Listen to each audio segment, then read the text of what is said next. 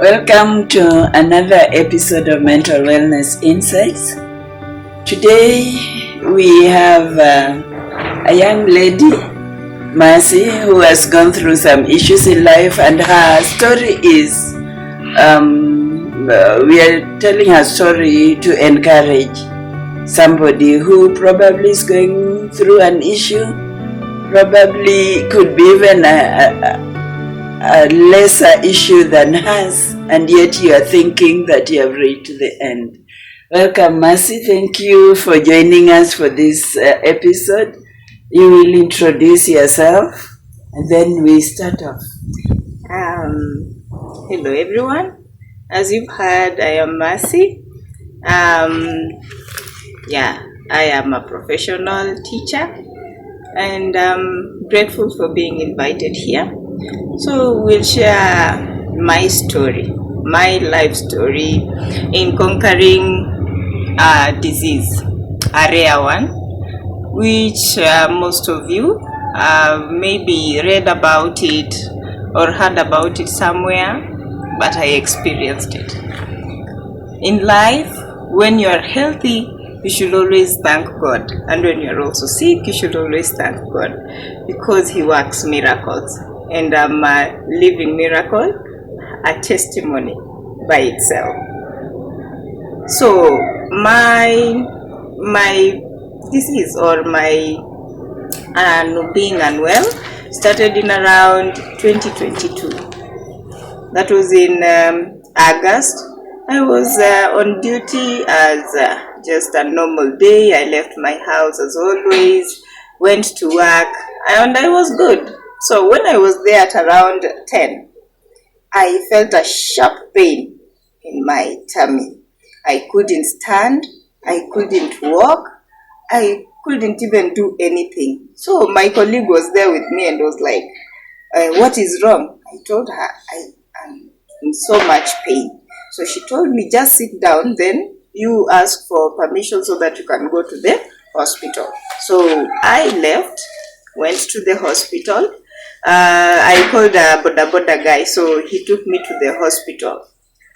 I couldn't sit on that piki, so this guy was good enough. So he rode slowly, he took his time. Whenever we reached a bump, he would go at the slowest pace he could, so that I would not feel the pain. So when I got to the hospital, they took some ultrasounds, ran some tests, and all they told me was the stomach pain was being caused by something called the acid reflux. Okay, maybe just to know, previously, had you had any issue at all? No. Had you had any sick illness from birth?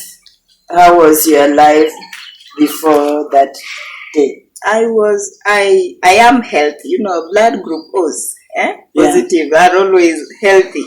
Sisi ugonjwa huwa itupati hivi. So I used to be healthy, apart from the normal flu, malaria that will get you from time to time. I never used to be sick. Okay, so now you're in hospital, they have diagnosed acid reflux. Yeah. So I am given medicine, which I am to take. I went back home. I took the medicines for around 2 weeks, and I felt good again. But now, after a few days now from the medicine, I felt my throat was like tightening. I couldn't swallow anything. I couldn't, it was just a little tight that I couldn't swallow anything. So I went back. I went to a clinic, explained my situation. Then I was treated for tonsils. So I was given medicine for tonsils, which I took. But still, it did not help. So I took around 2 weeks again. So this time round, I went to a public hospital. There, I also told them my situation. Now, this is around August, September. I also told them my situation. They also treated me for tonsils. So they gave me medicine for tonsils. So I went home, took the medicine for tonsils, but still, there was no improvement. So here I am. Since August, after taking the acid reflux medicine, that is August to September. Now, the beginning of September, they are treating me for tonsils. I'm unable to eat.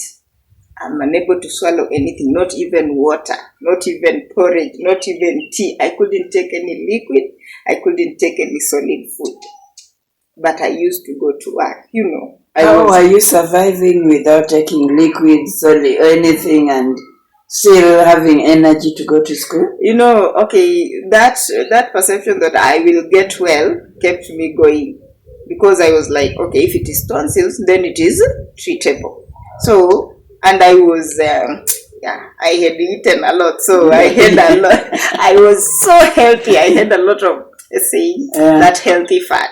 So I think hiyo ndio ilianza kujidigest. So that is what was keeping me going, because I never used to take water. No matter, okay, I could feel thirsty, take some water, but then itaingia, ikae hapo kidogo, after 2 minutes it comes back. I read. Okay. Yes. Because we are recording for an yes. Yeah. Okay. So I regurgitate. Yeah. So it comes back. Natural. So that was there. My usual now. Even porridge I could take. Then it comes back. It comes back. Tea, the same. Any solid food I could take. In the meantime, what were the doctors saying? So for that time, I didn't go back to the hospital because I felt like now they are treating me for something that they do not know. So I went back to the hospital in November. That is when I went back. I went back to the same public facility that I had gone back the first time. So there I found a specialist. They now brought a specialist, the ENT specialist who deals with the ears, nose and throat. So I went, I told her my problem. So she was able to check me and then referred me to go for an endoscopy test in German Center. So I looked for finances. The following day, I went to German Center. Of course, I was taken by my friend to German Center. So I did the endoscopy test. You know, by then, I had reduced my kgs now.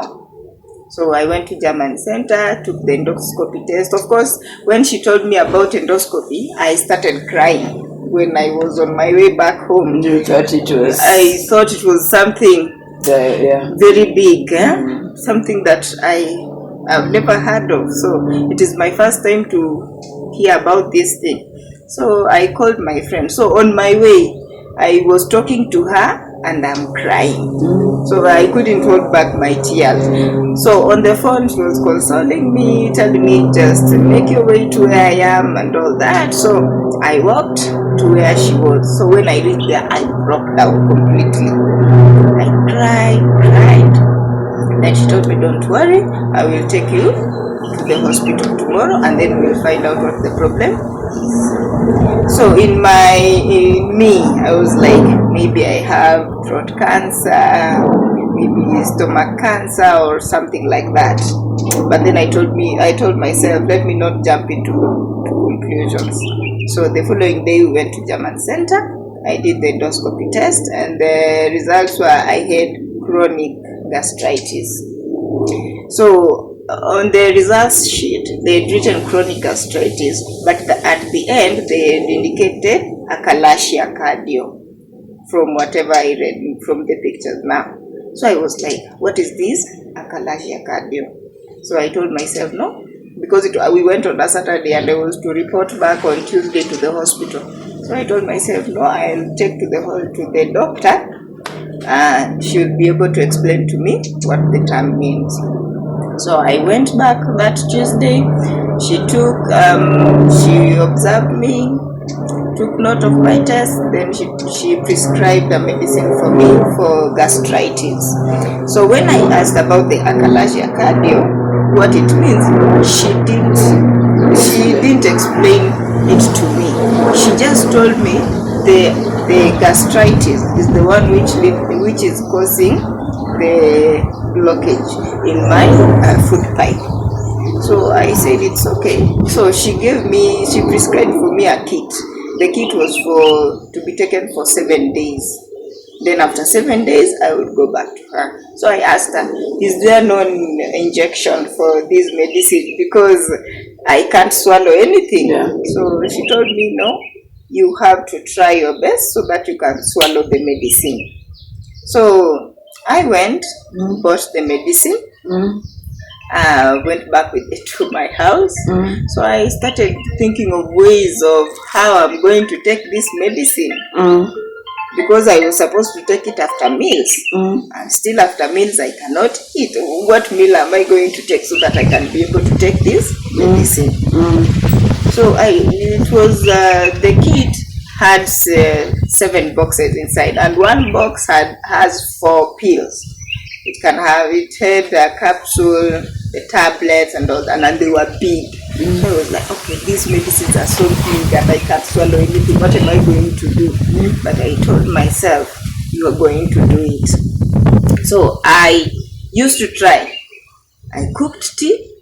I just used to try so that I could even take a sip of it, so that I can just feel something has gone to my stomach. Then I take the medicine. So I could take the medicine for an entire day because I couldn't take all the 4 tablets at a go.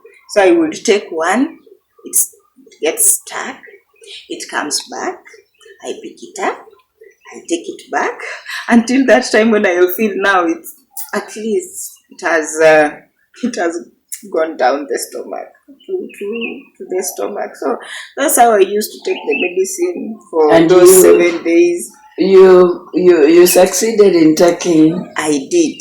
I used to take 1 tablet at a time. It didn't matter how long it took, as long as I took those 4 medicines, because I was supposed to take the 1 pack for 1 day. Yeah. So I could take 1 at 8. If it comes back, I take it back until I feel like I've swallowed it.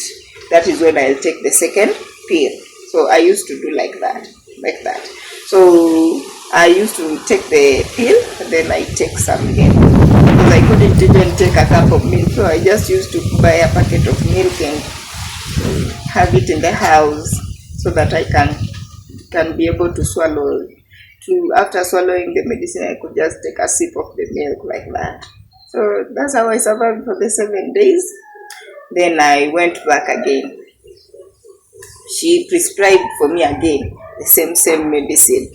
She told me I should continue taking it for the next 2 weeks. And in the meantime, are you seeing any change, any improvement? Okay, the swallowing was still a problem, but at least I could take a sip of water, a sip of milk. I couldn't take a lot, but just a sip. Yeah, and I felt like at least if I can take a sip because of the 7 days that I've taken the medicine, then if I continue taking the medicine, I can take more sips. So I did that. Took for the next 2 weeks, still took the medicine and was still taking the milk. So after now 2022 elapsed, we reached 2023. So I sat down and asked myself, what am I treating? If it is gastritis, I've been taking medicine for gastritis. Yes. Why is there no change? Why can't I still swallow food normally the way I used to swallow? So I kind of gave up on going to the hospital. But I said, since she already prescribed the medicine for gastritis, and it is gastritis that I am treating, let me continue taking the medicine. Yeah. So 2023, I took the medicine like that, survived eating, taking some sips and all that, but solid food, no. So I think what kept me going is the milk. So 2020, the year 2023, yes. You did not take any solid food. Yeah. The whole year. Okay, I used to try not. There is that you really want to eat something, so I used to try. The solid food like heavy, the beans, the maize, those ones I could not take. So the solid food I used to try and take was bread, because I used to put it inside the tea. So after it becomes mashed, I will try and take that. And it would get in. Yeah, so most of the time I used to take bread. Yeah, with ugali, I would put it in a lot of soup. Okay, the doctor had already told me I should avoid anything to do with the acidic foods, the tomatoes, the citrus foods and all that. So my food was cooked separately from what I cook from my family. Yeah, so you'll find most of the time my food was boiled. So I used to take the ugali with that hot water or whatever stew it was in. So I mix it, then try and swallow. Sometimes blend the ugali with some vegetables and try and swallow like that. So for that year, I survived like that. And then, sometimes I will take the solid food, then it gets stuck. So if it gets stuck, there is no way it is coming out and there is no way it is going down. So it is just there. It is stuck there. So when it is stuck there, no matter what you feel, whether you're feeling hungry, whether you're feeling thirsty, whatever you're feeling, you cannot eat anything. You cannot take water, you cannot. So you just have to stay there. I just used to stay until that day it will decide to go or come out. So you'd stay for days? Yeah, I would stay for days without taking anything. But we thank God. So I used to tell myself, there is God in heaven. I used to pray God by this and pray. And there is this song I love singing. Yeah. You don't have to worry, and don't you be afraid. Joy comes in the morning. Troubles, they don't last always. And if your heart is broken, just lift your hands and say, oh, I know that I can make it. And I know that I can stand, no matter what may come my way. My life is in your hands. So I used to sing that, lock myself in the bedroom, cry. I had children. Yeah, let's go back. In your introduction, you did not say you have a family. You have a husband and... Yeah, I have a husband and two daughters. Yeah, in 2023, she was 5 years old, my first one. And then the second one was 3 years old. And they saw you through all this? Yes. So my firstborn, she kind of grew up during that time. They would sense that, even the small one, they would sense that I'm not feeling well. Yeah. So most of the time you'll find them carrying water, bringing me, Mommy, do you want water? They would always, even if I didn't ask for it, they would always go bring the water. They would always carry the medicine and bring it. Yani they were just around me. And the elder one would take care of the young one and tell her, Mom is not feeling well, let us stay here, don't make noise, She would try and make the environment conducive for me to just maintain silence, and they would look at me. And in the meantime, you are still going to school, you are a teacher. Of course, I was still going to school. I didn't stop working. I still went.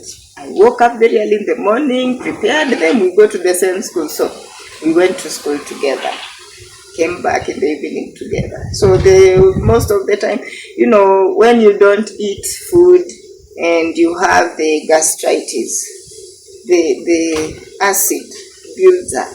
So it used to come up, then I would have a lot of chest pain.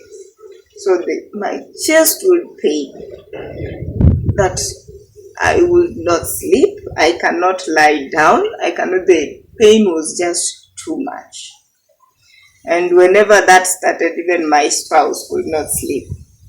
So he used to watch me, and then when it gets worse, he tells me, let us go to the hospital. No matter what time it was, he used to take me to the hospital. So at the hospital, I think I was a regular.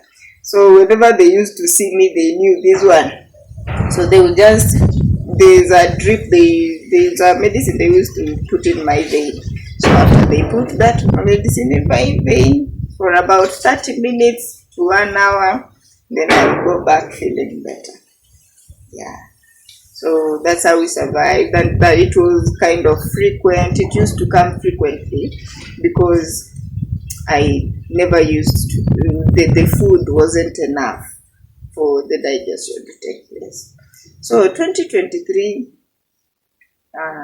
we got through it. So we came to 2024, still surviving, the same meals. So here I started now taking a full packet of milk. I could now take a full, yes. So I could take a full packet of milk. No, sips. So the packet of milk would go for an entire day. Oh, so you're talking about you can take a full packet of milk for an entire day, yes. Not like I will take a packet of milk like once. Yeah. So I used to have a small cup flask. The milk was boiled, put inside. So it would cool slowly. So I used to take it when it's still warm. So I would take it for an entire day. And also anytime I got a chance to eat the bread, to dip it inside the tea and eat it, I used to do that. And in the meantime, you were going back home and cooking for your family? Yes, I was cooking for my family. I was doing all the house chores. That's why I'm telling you I'm a miracle, because I don't know where I used to get the energy. Okay, in the morning when I used to wake up, I told God, okay, God, today I don't know what you have in store for me, but I need the energy to take care of these children and do whatever is needed for the entire day. So I think God the energy. God provided the energy, and I never used to feel tired. And I did all those things, Yeah. So survived like that through 2023.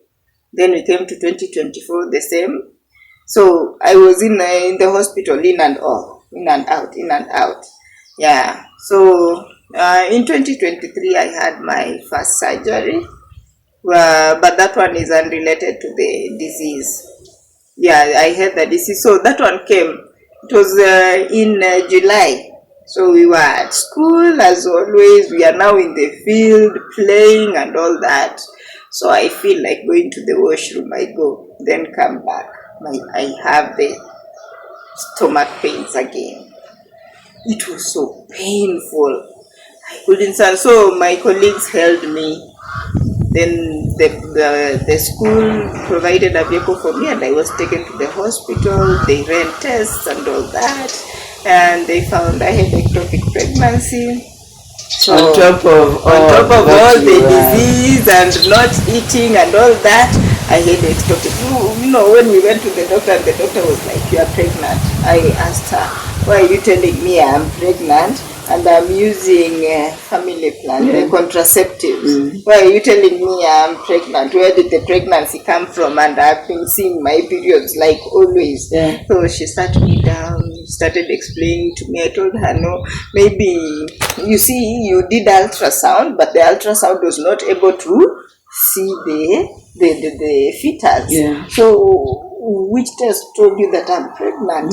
Then she told me the urine test. So I was in denial. So she told me, the best thing I can do for you is send you to a gynecologist. So I went. The following day was on a Saturday. I went to the gynecologist. They ran the tests. Then they told me I was 8 weeks pregnant, and it was in my fallopian tube. Now I was stressed. So, okay, the guy now was good. He wrote me the NHIF. Those days we used to use NHIF. So he wrote me the NHIF, sent me to a particular hospital where the NHIF was done for everything, and I was prepared for surgery that same day. So the surgery was done around 5 to 6 in the evening. So that was done, and it was during the Mandamano time, when there was Mandamano on Tuesdays and Thursdays, I think so. So I stayed there, the NHIF paid for me, then I came back. My school gave me days to recover, and I recovered and then went back to school. But those days I never wanted to stay at home all alone. I wanted to be around people. Yeah. Because I felt like, even at church I just used to go, sit there, listen to what they are singing, they preach, then I stand and go home. So my balcony, I just used to sit on my balcony for an entire day. When the schools are closed, that is where I used to sit. I never used to go out. I never used to do it. The only thing I could do is sit there. When my kids want food, I would cook for them, do the laundry and all that, but that is where I used to sit. My husband would buy all the things in the house, bring them in the house. And, I know he was under pressure too, but he couldn't say because he used to see me cry and all that, so he had to stay strong for all of us. So, and we survived through 2023. So, 2024 came. So, there's this friend of mine called Alice. She's the one who told me, I know you like staying in the house, but it is not healthy. Utapata na depression. So you should at least go out. Even if you have nothing to do, just go for a walk and then come back. Because me, I'm one person who keeps a small circle of friends. I don't have so many friends because, that's me. So we used to go, she would come, we would sit with her, make stories and all that. And she was there through it all. So in 2024, around May. 2024 is when you had this ectopic. No, 2023 July. That is when I am having the first surgery for ectopic pregnancy. So I survived through December and all that. We crossed over to 2024. So in 2024 I felt like, now this is my normal life. I can eat whenever the food decides to go down. Let me eat. When the time comes and it decides today I will get stuck, I will just, it became normal now. I'm like, it's okay. If it has decided, so you decided, let come what may. Yeah. So that is how I survived. If I could eat, I ate. If I could drink, I would drink. If it gets stuck, we go on with life. Because now this is gastritis, we are taking medicine and it is doing nothing. So there is a time now in 2024 in May, I think I ate a piece of chapati. I used to cook chapati and even meat, even kuku. You cannot eat. People would eat. But it became normal to me because even my colleagues would go for lunch. I would accompany them, sit, they would eat, finish, then all of us would go back to our classes, So it was normal for me to watch people eating and it is food. So it was normal. So I think I ate a piece of chapati, then it got stuck. So I used to tell Alice, I've not eaten and there is something that is stuck there. No, the first one happened in February and we have a parents meeting on Saturday. So that entire week I have not eaten anything because something is stuck there. So, but there is a way I used to, when it is stuck there, I would bend like this, just for it to see if it would come out. Sometimes it used to, sometimes it refuses. So during that February, so in the morning of the parents meeting, a miracle happened and the thing came out. And that after it came out, I was able to take milk. So when it comes out, is it still solid? It is still solid, and it is just the way you took it in. It comes out like that. Nothing has happened to it. So I was able to present in the parents' meeting. So the next one happened in May. So that one got stuck for the entire week. I couldn't eat anything. I couldn't even take water. So the entire week. And it is still there. It has no signs of coming out or going in. So that day in the evening, I came from work. I didn't have the energy to do anything. I just called Alice and told her I'm going to the hospital because I can't take it anymore. I called my husband, I told him I'm just going to the hospital. Let them just go and keep me there. Because now even if I stay with you guys, what if I'm not useful? I'm not helping you in any way. So I left and went to the hospital. So I got admitted. My veins were not visible. So the doctors would call each other. They would look for veins everywhere just to give me a drip for blood. They would take time. So, luckily they used to get. So that day they got one. So for an entire week in that hospital, I survived on the drip. Walikuwa wananitia too much the water. Because even the hospital food I never used to eat because it is still stuck there. So for that whole week, I stayed there. So there is that doctor called Dr. Chacha. He asked my situation. I told him. He told me you have to go and take another endoscopy test. I did as he said. I went to, it is called African Integrated Surgical whatever for Dr. Tobiko. He's a very good doctor. In fact, from him I was able to get the surgery that I needed. So he did the endoscopy test. After the endoscopy, he was able to explain to me the problem with my food pipe. But he told me, before we rule out the Achalasia Cardia, now he brought back the term Achalasia Cardia. So for us to rule out Achalasia Cardia, apart from endoscopy, you have to go and take barium swallow. At this point, have you now known what this Achalasia, yes, whatever it is? Now he has explained. Dr. Tobiko took his time. He explained to me what Achalasia Cardia is. So what is Achalasia Cardia? Achalasia Cardia is the inability of the food pipe. There are some nerves in the food pipe that are not able to relax for the food to pass. When you swallow your food, as it goes to the stomach, it has to form a bat's beak, and mine was not forming that. So for them to be sure that it was Achalasia Cardia, the barium swallow test was now to prove that, to show if the bat's beak is being shown, is taking place or something when I swallow the food.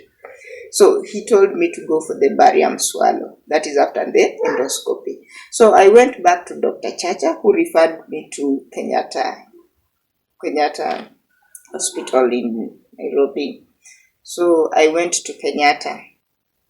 It was crazy in Kenyatta. By 5, I was at Kenyatta, seated on the bench. 5 in the morning. I left at 4 in the house. Yeah. And during all that time that I'm admitted in the hospital, Alice was taking care of my children. They were going to school, they were eating and all that. She's God sent.